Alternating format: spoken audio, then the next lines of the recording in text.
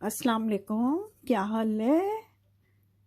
तो आज हमने जी क्या करना है, जज़म वाले जो हैं वो उसके साथ हमने अल्फाज बनाने हैं।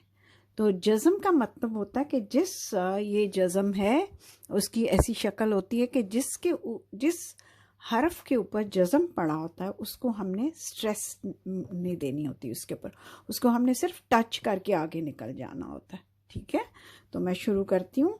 सबसे पहला जो लफ्ज़ है वो ऐन ज़बर काफ और लाम है, मगर हमने इसको पढ़ना है अक्ल।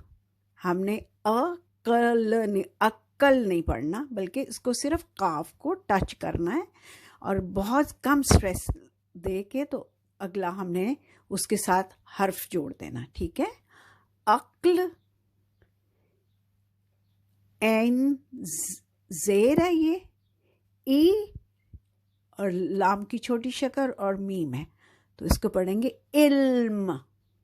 ठीक है, इसको इल्म नहीं पढ़ना बल्कि इल्म पढ़ना है। अगला लफ्ज जो है वो है शुक्र। तो ये शीन की छोटी शक्ल है, उस पे पेश पड़ा हुआ है और काफ के ऊपर जज़म है, उसको हम सिर्फ कम स्ट्रेस देंगे, उस पर कम जोर लगाएंगे और फिर रे है उसके साथ, उसकी साउंड जो होगी वो हल्की होगी काफ की। तो इसको हम पढ़ेंगे शुक्र, शुक्र नहीं पढ़ेंगे, शुक्र। ठीक है, फिर मीम के ऊपर पेश लगी हुई है, मीम की छोटी शक्ल के मुंह, मीम पेश मुंह, लाम के ऊपर जज़म है, मुंह ल और काफ है। ठीक है, क। तो मुल्क पढ़ेंगे इसको, मुल्क नहीं पढ़ेंगे, क्या पढ़ेंगे, मुल्क।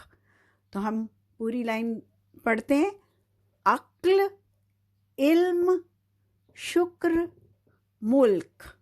ठीक है, अब आपको समझ आ गई है ना कि जो जज़म जिसके ऊपर होती है उसको हमने कम स्ट्रेस के साथ पढ़ना होता है। ठीक है, अब नेक्स्ट अगली लाइन पे आते हैं। अगली लाइन पे है फे के ऊपर ज़बर है और रे के ऊपर जज़म है, जिसपे हमने कम स्ट्रेस देने हैं और आगे फिर ज़ुआद है। तो इसको हम पढ़ेंगे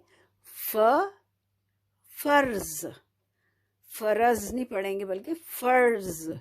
ठीक है, अगला है मीम की छोटी शक्ल है, उसके ऊपर ज़बर है, शीन पे जज़म है और काफ है। ठीक है, इसको हम पढ़ेंगे मश्क। ठीक है, अगला लफ्ज़ पढ़ते हैं, ये है नून के ऊपर ज़बर है और ज़ोए है, जिसके ऊपर जज़म है और मीम है, तो इसको पढ़ेंगे नज़्म। ठीक है, तो पूरी लाइन पढ़ते हैं दोबारा से, फ़र्ज़, मश्क, नज़्म। ठीक है, समझ आ गई ना आपको कि जज़म हो तो हमने लेस स्ट्रेस उस पर देनी होती है, उसको सिर्फ टच करके अगला जो हर्फ है उसको जोड़ देना होता है और फिर उसको पढ़ना होता है। जी, तो इसको मैं दोबारा से पढ़ती हूँ ताकि ये आपको साउंड जो है वो भी आपको क्लियर हो जाए और दूसरा ये रिवाइज हो जाएगा और मैं इसके मायने भी आपको बताती हूँ। ठीक है, तो अक्ल का मतलब होता है विजडम। ठीक है, और इल्म, इल्म का मतलब होता है नॉलेज। और शुक्र, शुक्र का मतलब है थैंकफुल। और फिर मुल्क तो आपको पता है कंट्री को कहते हैं।